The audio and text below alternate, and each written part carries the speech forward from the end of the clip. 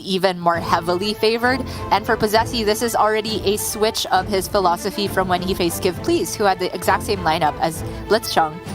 He was banning the Priest then instead of the Warrior. The only difference is that blitzchung's Warrior is the streamlined version that Posesi and the other Japanese players were bringing a couple weeks ago in LHS, whereas Give Please had the N'Zoth version. So maybe Posesi sees the Rattlegore Vol'jin version as a little bit more threatening, or quite possibly, and I would be understanding of this, he just got so steamrolled by the Control Warrior in his first series that he did not want to face it again.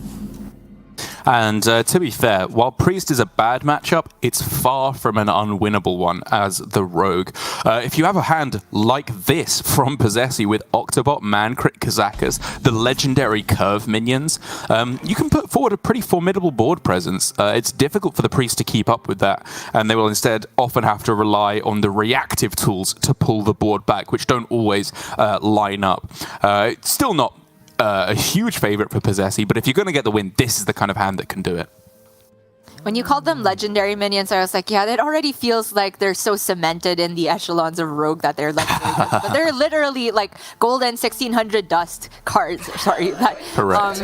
And it feels so often that Rogue is still able to do this, though, even though they're one-ofs in the deck, just curve out 3 into 4 feels like it is relatively consistent, unless you're Surrender and you draw the absolute worst cards in Rogue possible. But you're absolutely right. For Posesi, this does look like a very strong curve. It's just the order in which to go about it, and especially now that he's faced with a Sethic on the other side. I was going to say this looked like potentially an Octobot Brain Freeze turn, but he is just challenging it with the Mancrit, which means blitzchung's going to be very happy with this Apotheosis. Yep, very easy turn for blitzchung. And to be fair to Posesi, if this is the worst thing that can happen, it's okay, right? He can still go Octobot Brain Freeze to kill it on the following turn. And if this wasn't here, he'd be able to get a VT with the Mancrit, be keeping quite far in the lead. So I think I like this line for Posesi. Even though it kind of went as bad as it could have gone, it's still okay. Yeah, I was just thinking about what the punish would be for going about it in the opposite order, like get rid of the Sethic and then play Mancrit, which is obviously, well, that's one less card drawn before you shuffle the Mancrit into your deck. And then I guess Scorpid is also very dangerous if you start with Octobot being the main reason there. blitzchung just starting off with his first South Sea Scoundrel, which I was going to say, like, Foxy and Cult Neophyte feel a lot worse for him than they do for Posesi. So he's just taking the Secret Passage, which can be very, very clutch for Priest if he needs to go digging for some AoE.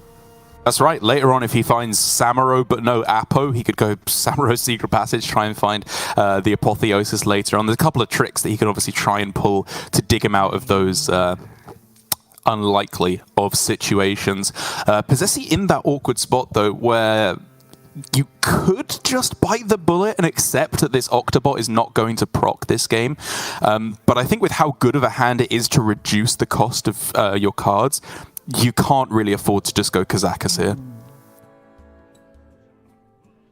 And so from the Secret Passage, if he gets Aug Merchant, he might be able to play everything off of the passage. But alternatively, I'm also concerned about just this 4-5 sticking around. It's very difficult to deal with this without a Prize Plunderer. So we'll see what's in the passage for Posesi. Not good, decent. Yuck. Only a Swindle here. Yep. Yuck! Yeah, that's awful.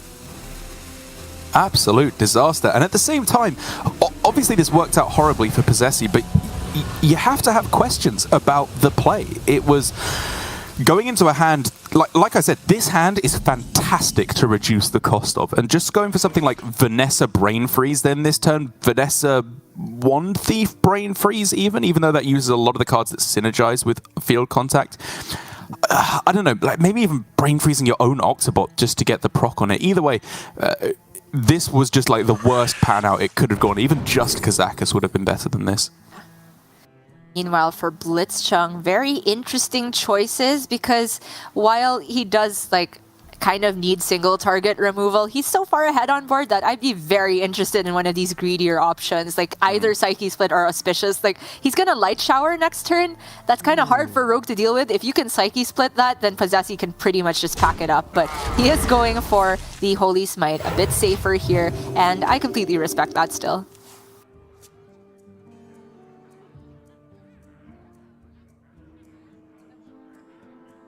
Back to the drawing board for Posesi. He can go field contact, but it feels like really low impact this turn.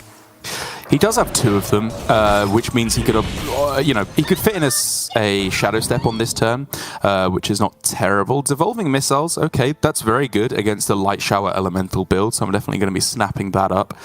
But this is just what happens when Octobot doesn't go off. Your hand always feels kind of clunky. Missiles is very relevant because this is the N'Zoth build from blitzchung. Like you said, the light showers are also very problematic for Posesi to be able to deal with otherwise. Just a question of whether he immediately replays the One Thief or saves it for the next field contact trade. I don't know if I like this. Like, with the way this is shaking out, I think if he's going to swing back the board, he kind of needs to go field contact and step the prize plunderer that he hopefully draws after that point. I know that's not especially likely because he's already used one, right? But even then, like, he's not swinging back this board. It doesn't feel like this is a winning play. He did take Devolving, but I agree that's not enough to sweep up an entire board because, well, for one, the South Sea Scoundrel maybe even gets more health on it if it gets hit by the Devolving, and then the Light Shower still is going to be a threatening mana cost in most pan-outs. Certainly feels like this board still needs to be devolved, though, if only for the Raised Dead pool and N'Zoth a little bit later on. Yeah, you've got Neophyte, Vanessa, Prize Plunderer, the 5/2, and then just end with Devolving Missiles, which obviously guarantees the isolation on the Light Shower. Would still leave it as a 3-drop, though, which is very often a sizable threat that could clear off at least one of your minions. Too quiet. I'm surprised to see Octobot again, though. He doesn't have very much mana to work with. And Field contact, yeah. Oh, yeah, sorry. Field contact. Indeed. So he is just going to go for somewhere halfway between your play, which is instead of Vanessa, the field contact. And still devolves, which is the relevant part because he wants to mess with the N'Zoth pool for blitzchung. But that's both field contacts gone now. There's palm readings as well. It's just disgusting. Being able to reduce all these cards, yeah, I think I'm still looking at studies. Obviously, you like to have extra healing in the matchup, but I think you can quite realistically assume that you can just pull ahead on board and win through out-pressuring. I'm gonna go digging with Insight here. Doesn't find something super convenient to deal with this, but the Wandmaker is free. Okay, Focus Will is pretty convenient. Interesting. Like, at worst, he still had Holy Smite trade to get rid of the field contact, but now he can potentially hold on to the Renews, or at least use them on a minion. That's even better. Yeah, this is very clever, being able to heal up his minion. It's, again, that fight for board presence that feels very, very powerful. All 3 options here are absolutely premium. Oh yeah, said nothing bad has died yet for blitzchung, right? It's like Scoundrel and Scorpid, so if you play it right now, that is pretty good. Deathwing. Okay. I like the Blackwing, playable next turn. That's true. That is true. If they find a Mad Crick anytime soon, something like that could be premium, especially as his minions on board are pretty likely to be able to actually answer all of this. We've seen, both Prize Plunderers, both Brain Freezes already, so Posesi's reactivity to these small minions is actually incredibly low for this point of the game. He does have a wide board though, so I mean Kazakas is not able to get the 5 cost and then immediately play it, which is quite awkward. I don't think the 1 cost is doing quite enough here either, even if he does get like Shoot Poison or buff the board. So it's going to be Neophytes and then Swindle for something a bit better. I struggle to think what's better because you did outline that both the Brain Freezes are gone. I think there's still 1 Prize Plunderer though. Oh yes, you may be right. Apologies. Or he could step this one as well. Very true. He could also go Vanessa into Holy Smite, right? Oh, sorry, Smite. That was the last card played. That seems pretty good. Which is interesting. Average outcome. Yeah, you at least get to clear the board. Go nice and wide as well. Maybe if they don't have the Condemn, you can then stick some damage. Wow. Not stepping the Prize Plunderer. So is Posesi maybe on thinking about step for Tenwu game plan, or at least probably step Jandis 2 turns in a row? Here, Posesi, or blitzchung. Yes, it's a board full of weenie minions. Who cares? Slamming down Blackwing just because it's a big threat. It demands an answer, and there aren't many left. Again, for Posesi, if he has to go double Wicked Stab, for example, into this, blitzchung is over the moon and continues to just be far in the lead. He could get his own Blackwing and then play it next turn and then lose. But True. Yeah, this is like obviously an awful situation to play Jandis into. So I feel like he doesn't really have a choice though. The Alex very possibly is just going to be used on the Blackwing next turn, but in the meantime just trying to not take 9 in the face, I suppose. Greybow's pretty good though. It is pretty good. Against Soul Mirror, but you know. The spell damage, annoyingly enough, is not actually relevant here because he was planning, I think, on just going Wicked Stab double trade anyway. I guess you could argue that you can leave your board wide enough to the point where Blackwing won't get the job done, but oh boy, does that feel risky. Looks like he is just going to get his own Blackwing. So fully stocked up on value is Posesi, but this Soul Mirror from blitzchung is so powerful. He's going to get insane. the Greybow death rattle. Ugh. He can even get the forbidden combo of Apotheosis on the Blackwing that heals for 9 every turn, in addition to the 11 it would heal by attacking. It's just disgusting. Yeah. Is it Sethic Soul Mirror? That seems a bit excessive. I guess if he's planning on ending with Renew to heal one of the minions, this allows him to get a bit of extra value at the same time. That's if he thinks the Greybow is the non-illusion minion, which I don't know how likely that would be. I mean, you can still heal the Blackwing after you trade, right? Because you trade, kill off the Greybow. Yeah. Just looking great. Greybow doing nothing for Posesi and looking premium for blitzchung. If this Blackwing ever dies, it's just got another very threatening body with a big old taunt in the way as well.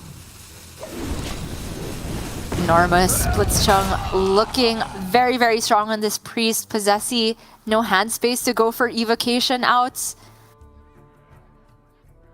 Golem for shoot poison is also not looking very strong. I'm not seeing it. I mean, again and again, I appreciate why you ban Control Warrior because it's also a disastrous matchup for the Rogue. But this is why you ban Priest. Every time we see it, we just finally get a glimpse of its true power, where Posesi just never even fell in this game. He had a good starting hand, and still blitzchung was just able to pick it to pieces. I wonder. But both these players have exhibited willingness to ban Control Warrior if the situation calls for it. blitzchung was priority banning Control Warrior. Posesi thought he could get away with not banning it the first series and then changed this time. Honestly, both the matchups into Priest and Control Warrior feel awful, but I will agree with you that when we have seen Rogue versus Control Warrior, it at least looked like they had some win condition, whereas right now, it never even materialized a little bit for Posesi. Yep, blitzchung banking 100% on there being no Apotheosis.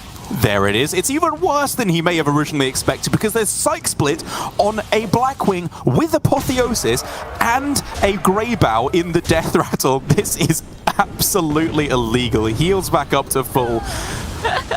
Priest, man. It's Priest. Even the Blackwing shoot heals him with Apotheosis. Funny. Okay. Wow, another devolving. Let's go next game. No Doomsayer in the pool. No minions even like at the right mana cost, even if Doomsayer was still in standard. Even if it was, the double Greybow would still essentially just be lethal. So let's move on to the next game, Posesi. You gave it your best shot, but honestly, if you're banning away Control Warrior, you are expecting Priest to get a win. So it sucks, but it's not the end of the world. I'm just trying to play the mini game of what are the best possible devolving outcomes for okay. like maybe 2 missiles on a Blackwing, then it turns into Baron Geddon, and then 1 missile on the other Blackwing, and it turns into the lowest possible 8-drop health minion. I have no idea what that is. Kind of unlikely to happen, but Posesi is going to devolve, so let's see. I like your creativity. Maybe something can happen there. Oh, not Grom. Oh, yeah, that's going to be lethal. At least he can kill the Sporling. Let's go. Zot never even became a factor here for blitzchung. And honestly, it's not as though it felt like Posesi could do nothing this game. He was certainly given like a bit of an awkward mid-game choice though as to how to parcel out the field contact turns. That's where I felt like there was maybe something that could have gone a little bit different. And also the ability to even play Kazakas on curve. I appreciate that it was into like a very awkward board state because then his Octobot could have died without any proc. But maybe that first secret passage was not as good on average as Posesi thought it would be. Yeah, I do still have my questions about that turn. Admittedly, when I actually think back to it, every play I was suggesting was not great.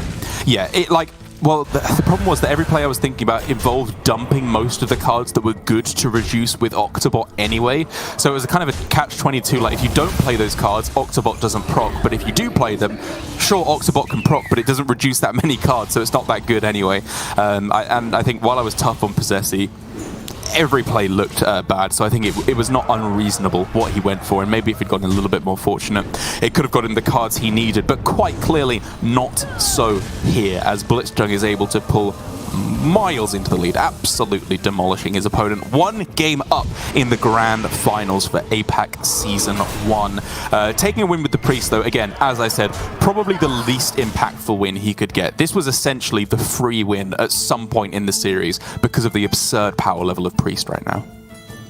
And the fact that Posesi left it up is saying that he thinks that Control Warrior is essentially also a free win, no matter what it runs into, because Posesi is running OTK Demon Hunter without Ooze, so it's kind of hard to get that win.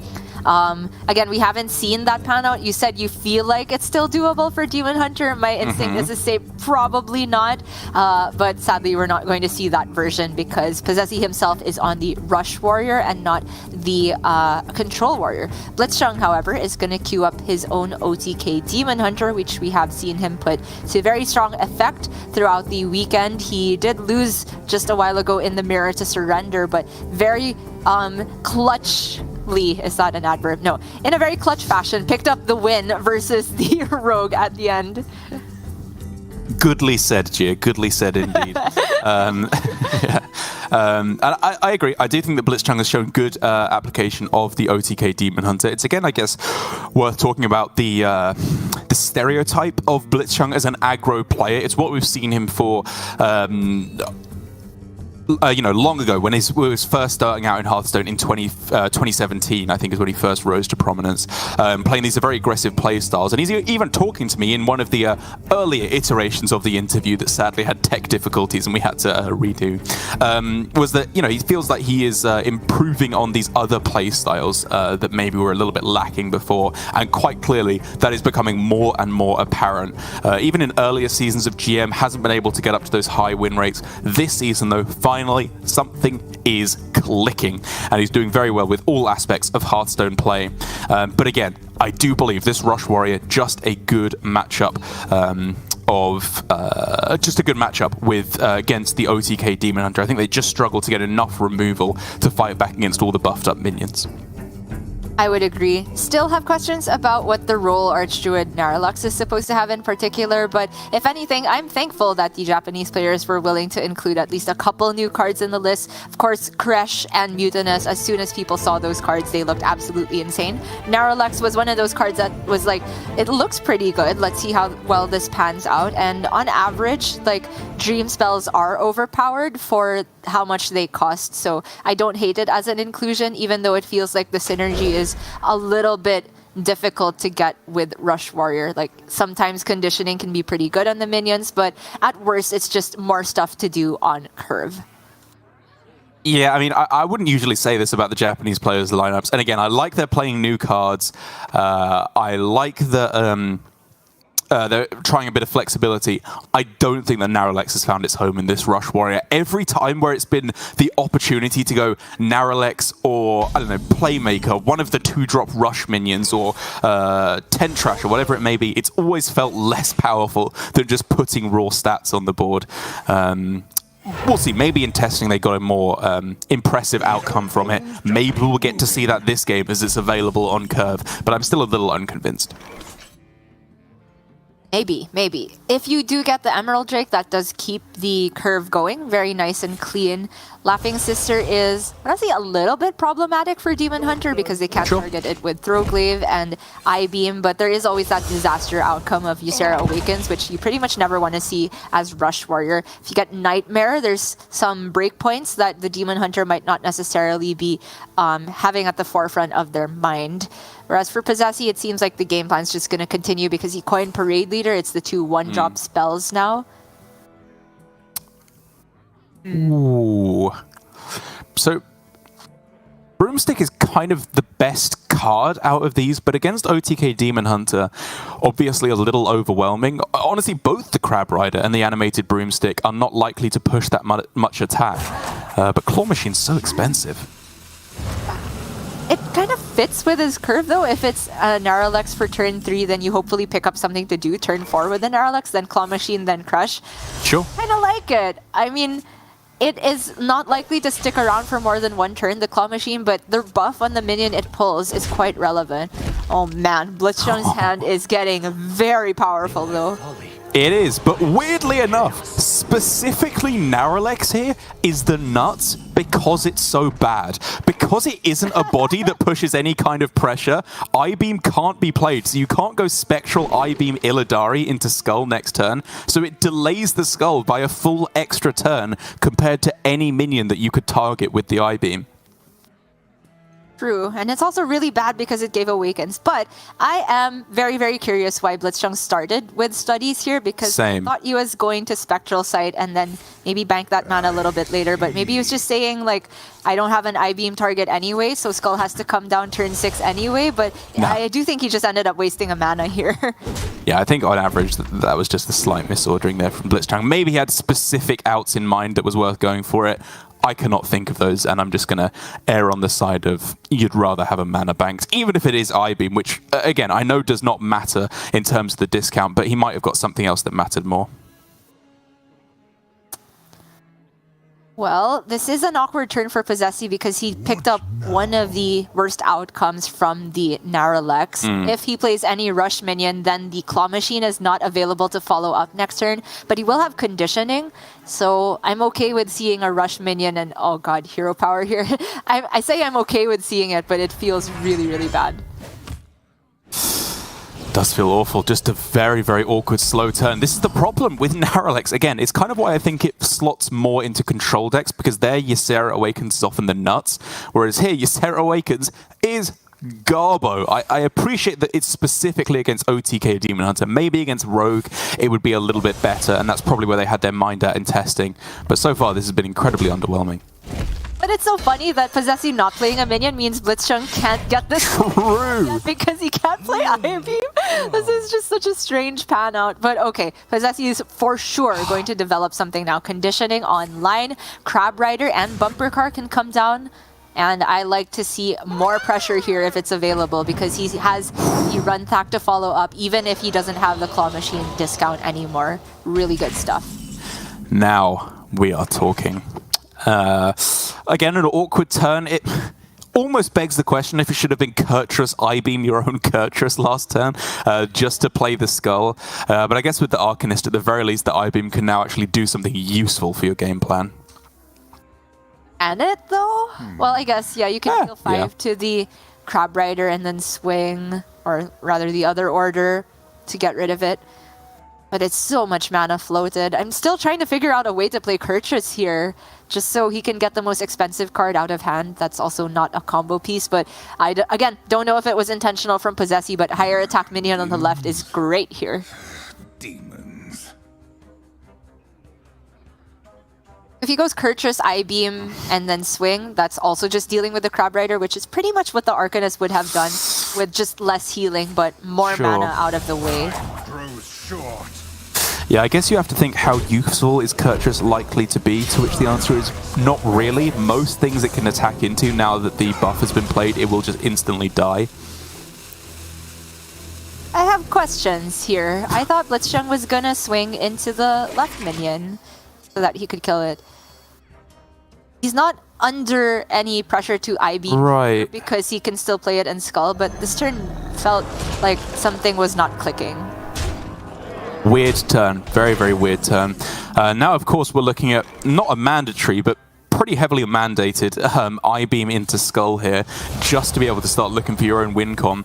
Admittedly, he has the kind of hand where if you hit Moarg and Il'gynoth exactly, you can just kill them next turn, which honestly is probably his best win con at this point. He is losing this game very quickly. Does feel like it.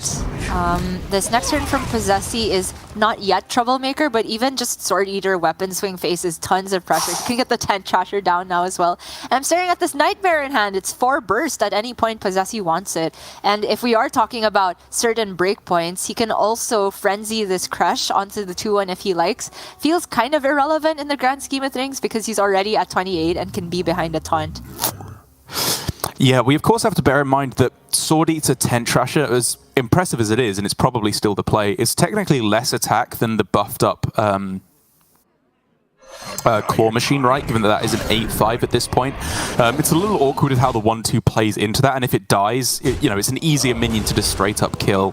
But I think that wasn't necessarily the most obvious play in the world. But going a little bit wider here and protecting his minions against the weapon definitely doesn't hurt. Yeah, I like this as well.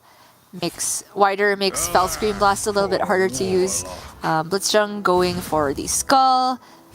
In this situation, there was no room to be ballsy versus safe. The only way to win was to be ballsy, and he has not hit Il'gynoth. He's hit a lot of combo pieces and does have 2 Fell Scream Blasts, so he can get quite a lot of clearing done. But it's at the cost of all the discounted cards, or all the good ones, rather. He can put +3 spell damage on the Fell Scream, which is still a little bit short of being very nice, right? You kind of want +4 because there's 2 5 health minions. And obviously the kind of the hidden thing that we're not mentioning here is that neither of these Ysera cards have been played. Those could be Nightmare. Troublemaker is a real threat as well that very possibly just ends the game next turn. I don't see a way that Blitzchung walks his way out of this one and still keeps some semblance of the combo alive. He goes Arcanist, Immolation Aura. That's 10 damage AoE. Still not enough to kill Crash. Yeah. They go for 1 Arcanist and Immolation plus I-Beam, which is definitely seeming to be responsible here, even if he gives the arm. Oh, I thought he was going to swing to kill it off, though. Same. Which means that's lethal with Nightmare and Troublemaker. Yeah, just gonna be it here. Was there? Yeah, I guess the Nightmare was just about necessary. But unfortunate for Blitzchung, the swing at the end then would have saved him for another turn. It's not necessarily that hard of a read to play around Nightmare and Troublemaker. I think if he'd had a little bit more time, it probably would have ended up being a swing, just to be able to keep him alive for that 1 extra turn. But there it is. Warrior taking the win against the OTK Demon Hunter, something that we are seeing more and more, it seems. Just the removals of the OTK Demon Hunter doesn't line up quite well enough against the Rush Warrior. We can argue about the early game. Maybe if Throwglaive hadn't been used on turn 2 to kill a Parade Leader, he could have saved it for a bigger swing turn. But then maybe the Crab Riders, the bumper cars, would have just overwhelmed him because of the attack buff from the Parade Leader. It's so difficult to try and figure out all the divergent paths that could have led to a victory or a more convincing loss there. But it does mean Game 3, and we are equalized at 1 game apiece. That's right. I think the turn you highlighted towards the beginning of the game of playing Kurtrus and I-Beam your own guy was maybe the part where Blitzchung could have gotten something done because it would have meant Scald a little bit earlier. Also worth noting at the end there that the swing was to kill off Crush would have kept him alive at 2 HP even against the Troublemaker and Nightmare, right? Because the Crush would have overridden the weapon with a less attack weapon. Maybe Blitzchung just didn't want to give the weapon whatsoever, and very realistically, even if he did stay alive that turn, it was very hard for him to win the game overall. So maybe he was just hoping that Troublemaker wasn't in hand. But that was not the case, and so Demon Hunter takes another loss here. We do have Demon Hunter on Posesi's side still available, but it really does just come down to like every series, right? Priest or Warrior gets their win, done and dusted. And then we have Rogue and Demon Hunter left. That is the meta that has been completely cemented throughout APAC. The only question is as to whether it's supposed to be Control Warrior or Rush Warrior. Really does make you wonder, doesn't it? If there had been a little bit more time to prepare, if the better had been predicted a little bit better, what new spicy inclusions might have made their way through? Like a deck that beats both Rogue and Demon Hunter, like Libram Paladin? I don't know, with the nerfs, maybe it's not quite so convincing anymore in those two matchups. Maybe a Doomhammer aggro Shaman could just get underneath the both of them and push too much damage before they can get there. It's tough to say, but I think it will lead to an interesting metagame in Masters Tour Dalaran in a couple of weeks' time. But for the moment, it is just the standard Miracle Rogues and OTK Demon Hunters left to decide the series. And in terms of the order that it's going to be played out, I believe it's going to be the Rogue from Posesi first, the OTK Demon Hunter once again being queued up twice in a row here for blitzchung. And again, so much on the line. That first place spot and that one spot in the World Championships. This could be, if they take the win, the crowning moments of their Hearthstone career. A back-to-back APAC champion at the World Championships would be something I would not be too upset to see. Not too upset.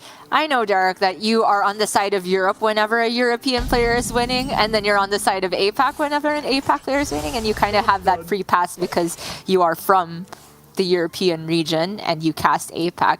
But I would be ecstatic to see back-to-back APAC. We have not had even a Masters Tour champion by this point. We've had a world champion. It's kind of weird how backwards that is. But it's not even possibly just an APAC back-to-back champion. It could be a Japanese back-to-back champion if Posesi has something to say about it. But blitzchung is going to give it his best shot here. I think he would also be a very, very worthy competitor. And as of now, he does have that skull. It's a bit awkward because I-beams, while they are dumpable cards, are pretty useful in this matchup, I would say, to pair with either Arcanist or Moarg for a significant amount of healing. Because I think Demon Hunter has to Reno like a couple times to beat Rogue consistently.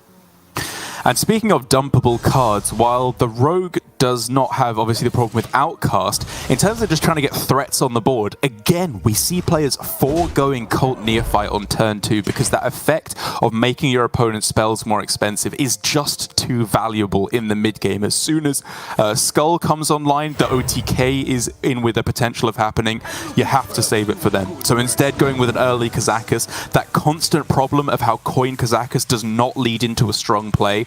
But given that Summon a Copy is presented here, which is almost always the best option against Demon Hunter, Posesi will be none too upset with his Golem.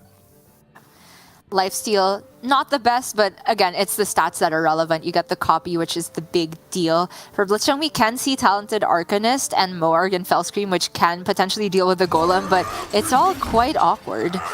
Just gonna go with one Moarg for now. I think it's fine, even though it's dead to a Brain Freeze, because he needs to start dumping cards left of the skull.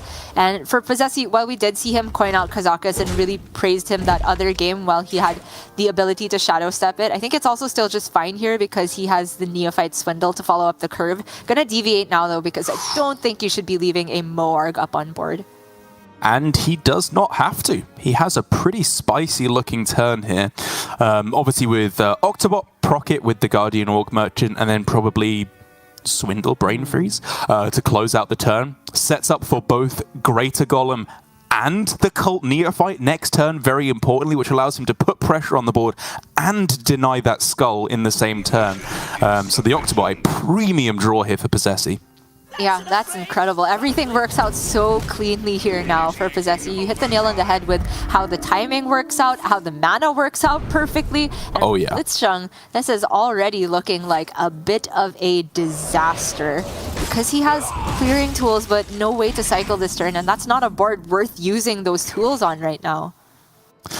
Well, admittedly, it's scary. Like, there are the rumblings of a bad situation for blitzchung, but it's still okay. He's very much in control at the moment. Even if there is a big development, because it does not have Divine Shield or Stealth, at the very least, he could just go Moarg, Arcanist, Fellscream Blast to clear them all off. Even with the effect of Cult Neophyte making it more expensive. That is a problem for next turn, though. It's this turn that's quite awkward for blitzchung, because if he likes, he can still play Skull into a Neophyte turn. It would involve I-beaming something to get Skull to the left and then banking mana with Illidari Studies.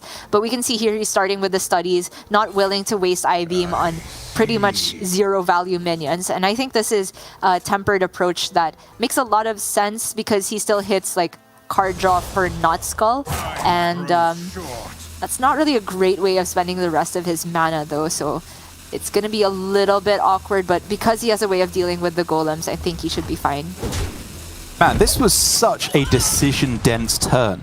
First of all, the decision to go Illidari Studies first, not picking Star Student Stelina, which had some amount of merit, given that you know there's a golem in hand you can disrupt, not playing the Moarg, even though you know that your opponent is leading into a greater golem turn, which is tempting, of course, because you can then get it down preemptively and try to answer it next turn with more mana available. Not playing the I-Beam, so many decisions there for blitzchung, and I think if you asked 20 different Demon Hunter players what the correct play was, you'd get 20 different answers. I can't even think of 20 different plays there, but for sure, the idea of Stelina is the one I have the most questions about, because I thought it was very, very strong going into what you know as a golem in hand. The Moarg on board, I can understand the reason for holding back on it, because it's not just golem necessarily. There's discounted cards, right? It could be golem plus a clear on the Moarg quite easily if it's I-Beam or Wicked Stab. Brain Freeze or Wicked Stab.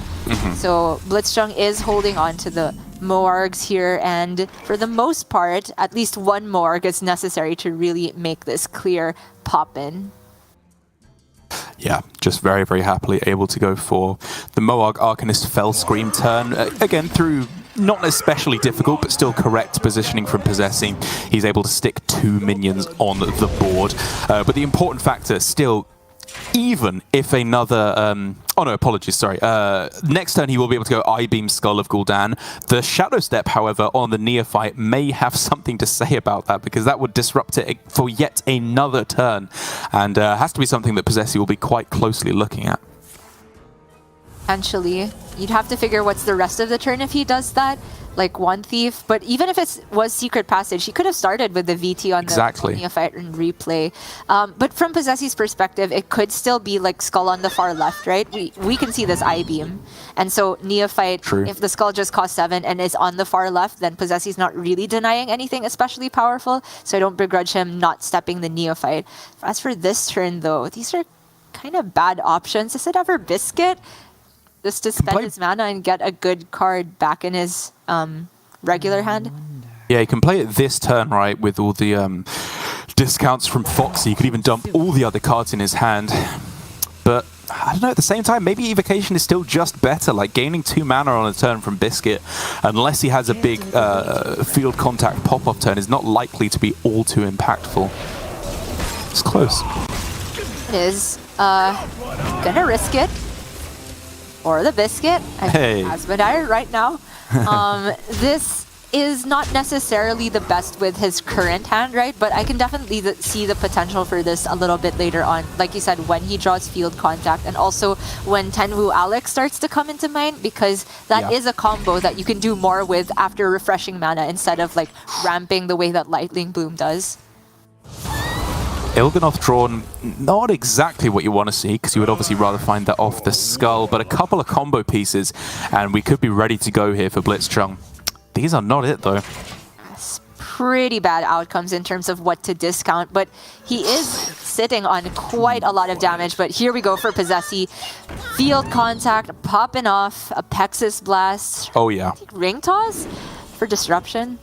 Yeah, you only get rogue secrets, right? They don't even do that. Oh, yeah, you're right. I made the subtle mistake. I like that we're calling it that. The Neophyte, though, a premium draw, of course. Honestly, for Posesi, if he hadn't found that, I would have just gone Biscuit and Secret Passage just to find the Neophyte. It's so crucial here to go for finding that disruption, making it more difficult for your opponent to continue with the draw.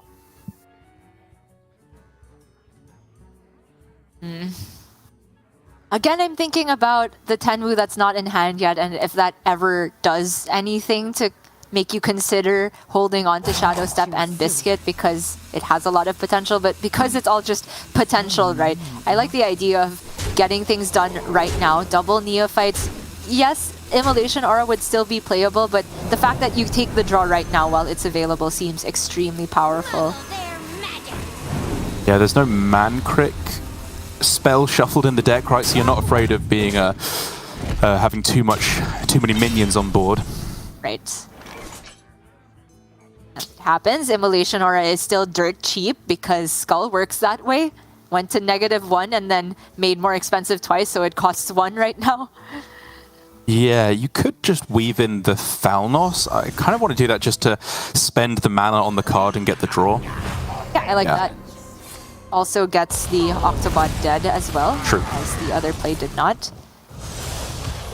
Well, that double jump in terms of the cards left, there's not many Outcast cards, one Spectral Sight, and that's it. It's that and the other Skull.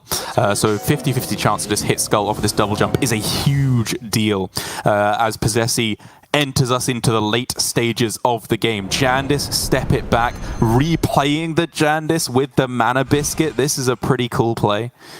Yeah, I like that a lot. Something you could have done pre-nerf Jandis without the biscuit, but nice use of... Oh, wow. The outcomes are nuts. Which one do you even make the illusion? I think Blacksmith. I think you want Razormane Raider to be the real one. Oh, but if it's Blacksmith is the real one, you kind of make Immolation Aura a lot more awkward, right? Because it procs the Blacksmith before the second charge of Immolation goes off. Right, but it still makes Immolation Aura awkward because you get to push 5 face, right? Unless they stick a minion first. It's really close. I don't know. My heart is saying... My heart says pig. Okay. It's going to be the name of my autobiography.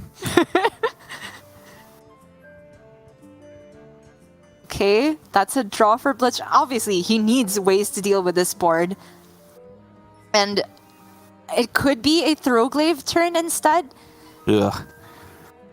It's super ugh, because he's also got to use either the second Morg or the Talented Arcanist, and that's just not legal right now because he won't have enough combo pieces. Yeah, I mean, he could go Moog, Ethereal, and then Throwglaives. That's going to be dealing 6 damage a hit, so that clears off all the big hitters. Yeah, but he's just got 0 Moargs, 0 Philosophies left, so... He's got 2 Moargs in hand, right? It's still doable against Rogue with just 1 Moarg.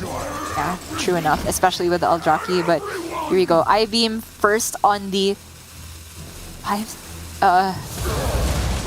Yeah, I mean, he doesn't have a good read on what the illusion is because we didn't even know what the better illusion is. So it looks like he's just going to kill off everything but the Blacksmith and the Polkelt, which is still pretty good, right? He can survive against 2 minions even if the Polkelt gets buffed. Sure. Well, in terms of the actual damage available, this is quite a bit. 7, 15, 20, I think, available on this turn. And it all fits in terms of the mana. Well, is this the illusion or not? I still don't know. It is, it is. We know because it still has the illusion image, which means that the pig was the real one. But he killed the pig in 1 shot, right? So he was... As long as you deal damage to it, it tells you which is the illusion one. Okay, well then, Og Merchant on the Polkelt definitely seems better than on the 3-5 then. Yes. Is that recently patched? I felt like that wasn't a thing before. Like, I thought if you dealt damage in 1 fell swoop, you wouldn't be able to tell. I think that's always been a thing. Not 100% on that, but I'm pretty sure that's how it is at the moment. Either way, though, Tenwu could be used, interestingly enough, to bounce the Blacksmith so that it is able to proc, although with no other proccers in hand, probably not worth that quite yet. Instead, just going for the draw, trying to find the Olgra off the top of the deck, doesn't get it in time, and has to sink in yet more damage to kill off the Moarg. It's an impressive board, though, and there's currently no removal, no card draw available to blitzchung. Yeah, even if he gets Fellscream Blast off the top, I mean, that would have been... I don't know if it would have been lethal just yet, actually. But this is not that world, and he is just staring down far too much damage on the other side. No way out. No card draw, no discovery effects, no AoE. Best he can do is clear off the field contact, or I guess, yeah, with the hero power, and then he's still at 23 after that, and then there's 14 on the board, and plenty of burst from hand for Posesi, so blitzchung is out of this one. It was one of two dead draws. If he hit this or Fell Screamer, you just lose. Fell Scream Blast was exact lethal, right? Because you can do 12, double it's 24. Immolation Aura is insane, obviously, because it just clears the board, buys you more time. There was Skull, there was Chaos Strike. It was 2 out of 3 times he was very happy on this turn. Obviously, 1 out of 6, he just instantly wins. But he's not living in that world. It does often come out to panouts like this as Demon Hunter versus Rogue, where you do have like these situations where certain draws can mean the entire game.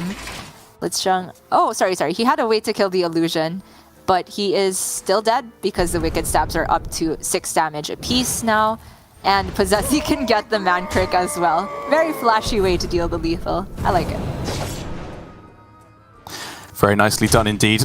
Posesi going to be going up 2-1, a heartbreaker for blitzchung, because it looked in that mid-game like he was just absolutely in the driving seat. He had plenty of ways to control the board, he had card draw, plenty. But Posesi, again, Miracle Rogue against the OTK Demon Hunter. He just knows how to take this deck apart from the inside out. And it does mean he's a single game away from being our representative at the World Championships. I don't even want to be thinking how he must be feeling right now. The tension, the nerves over the limit. But he just has to keep it in check for one more game, potentially, if he takes the win. And he will be our rep at the World Champs.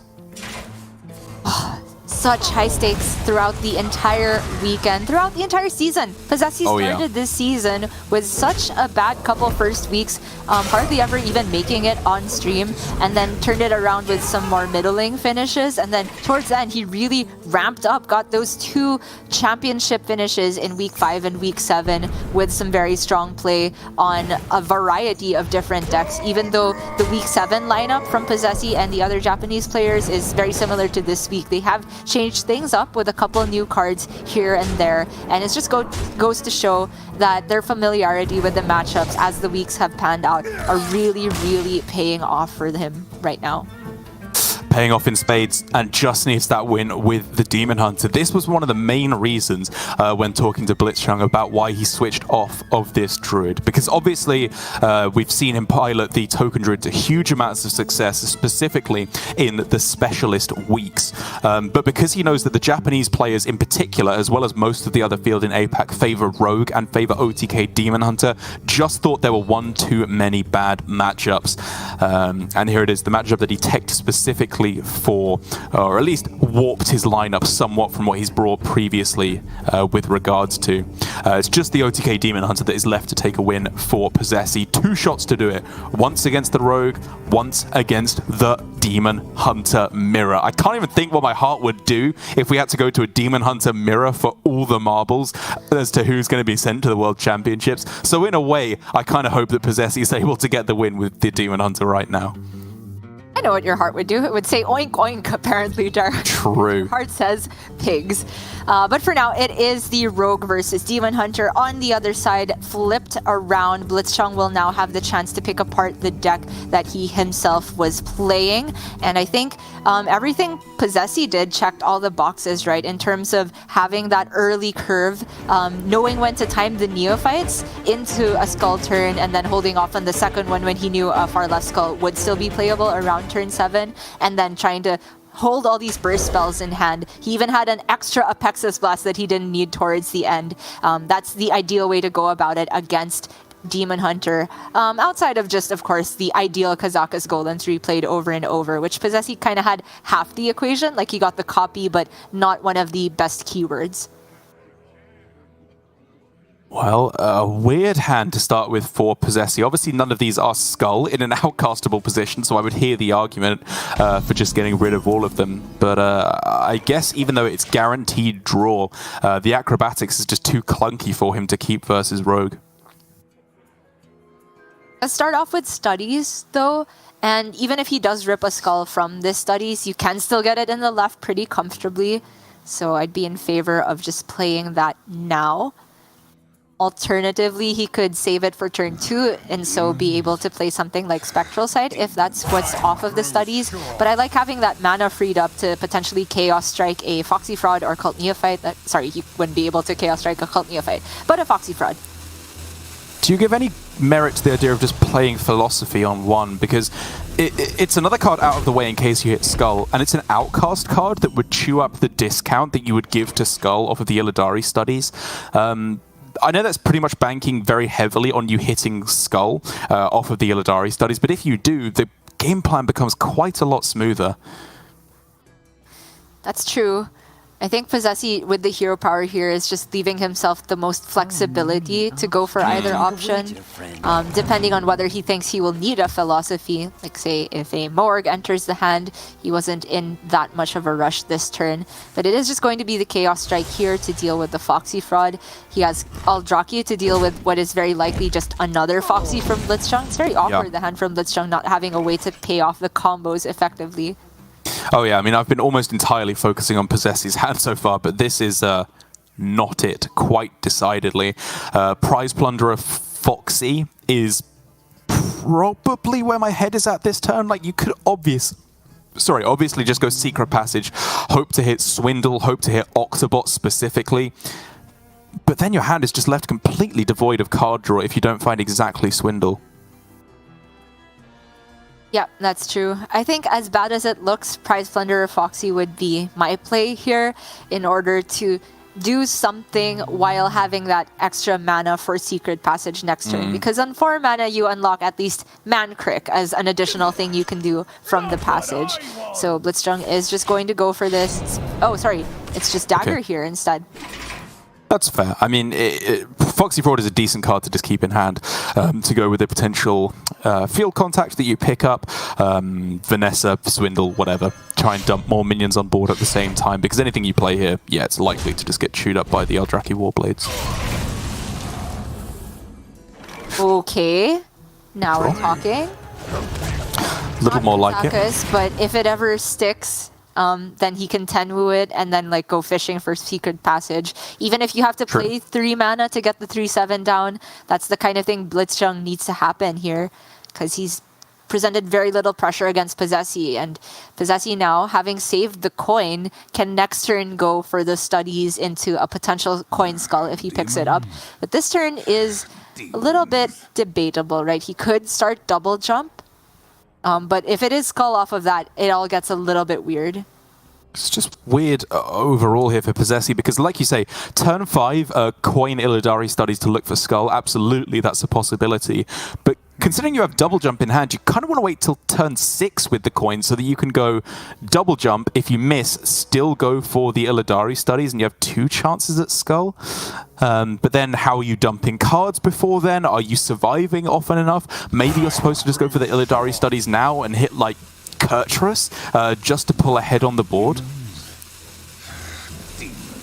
I don't really like using studies. Wow, a full I didn't expect that. I was about to suggest dumping philosophy, like you said, for that hand space. Probably not Immolation Aura because it's a bit too valuable, but I think with ending on like 7 cards in hand instead of 8, you should be safe for skull from either direction. But I'm surprised to see the full pass from Posesi, because he is saying he wants to do all of the above, right? Retain board clear tools. He wants to save the double jump for a possibility of it pulling skull, and he wants to go Illidari studies and be able to coin out a skull from that, should it be played. Well, blitzchung's hand, unless he gets something very tempting off of this one thief here, like counterspell exactly. Otherwise, it's a very simple turn. You play everything, you bounce the Mancrick, you play it again to get an extra one in your deck, and then you try and find those options next turn off of the Secret Passage to play the Mancrick Enraged. And while it has been a very slow pan out for both players, I think Posesi comes out on top for now because this Immolation Aura is looking so clean, especially with the swing to kill off the Mancrick.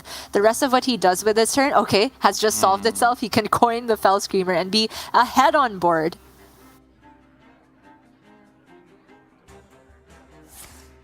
I think it's well worth using up the coin to have that board swing and then just the clunkiest card out of his hand. Even though he doesn't have access to like double jump coin skull next turn, he can still Illidari Studies and potentially skull. No, you're absolutely right. The one thing I was afraid of was the slowing down of your hand with regards to double jump, but it's just such a monstrous swing turn here for Posesi. The fact that this Potion of Illusion cannot get anything done, Kazakas here, sorry, you kind of have to pick 5, because again, 1-cost golems don't do anything against Demon Hunter. They're just not aggressive enough. They don't put stats on the board in the way that a 5-mana 10/10 worth of stats can, but these, again, are not the options you're looking for. They're really not. You can tell from Blitzchung's expression, there was no option for copy. I don't even think he got a good keyword. There was draw at the very least, which is, you know, something, but it's extremely slow because he's expecting skull right now. It's not there just yet, but it could be discovered off this studies. Okay, these are bad. Kurtrus is probably the pick here just to maintain the board presence again, but it's not card draw. Oh, are you ever considering glide? Like, no. Posesi's hand is bad. You know, none of these cards are skull. Yes, but the glide is like putting more bad cards in his deck. Like he'll end up with 4 cards versus 6 right now, right? So he gets even less likely to find skull from that point. And then Blitzchung would have more cards. Like you shuffle back the golem, but then I think it's actively terrible for Posesi. You know what, Gia? I respect the hard no. I think I need more of that to quell some of my stupider ideas while casting. Because, yeah, you're absolutely right. Just clearing the board, getting ahead, and praying that this double jump can deliver skull definitely feels like the best chance for Posesi. Blitzchung, though, going with, okay, stepping the field contact is a decent card to find as the last option, especially as he gets to play Olgra as well. Yeah, I think this is pretty clean from Blitzchung. The step just makes sure the field contact is returning to his original hand, and even though it's only a golem that really goes with the contact, I guess Brain Freeze as well, because you expect the Kurtrus to still be on board. He needs anything, something that can give him board presence, value, and right now it's just not been there. But for Posesi, the double jump does hit the skull. Oh. That's the juice, and Blitzchung can feel his hopes of World Championships appearance slowly fading away. Finding the Moog is premium as well, with a philosophy already in hand. Only Il'gynoth. As soon as Il'gynoth is drawn, Posesi simply wins the game. So Blitzchung needs to get the win before that happens. Gets himself Vanessa, which can get a skull of his own. Not going to be available on this turn. It looks like he's deviating to another line. They're about playing 1 mana, draw 5 cards, field contact instead of skull. Sure.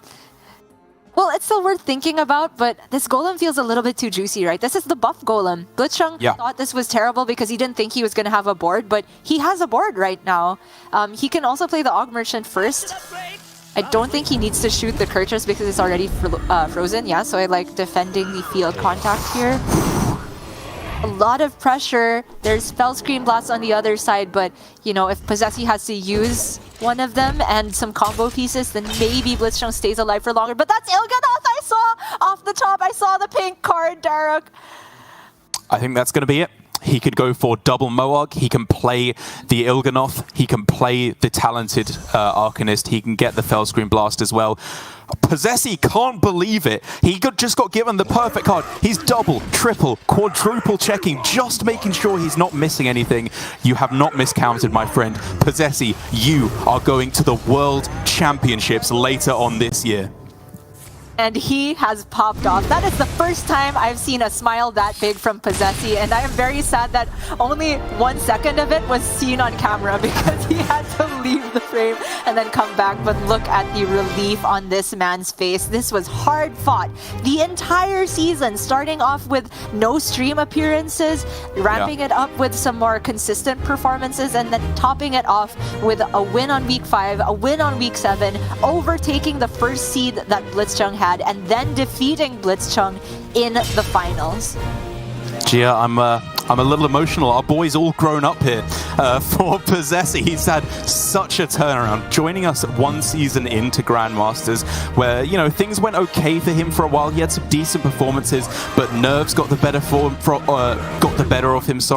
Random misplays crept in, but this season of Grandmasters, especially towards the end, he is truly at the top tier, and I'm so happy for him as well. I think that I hope all his fans as well in the Japanese region, and of course all across the world,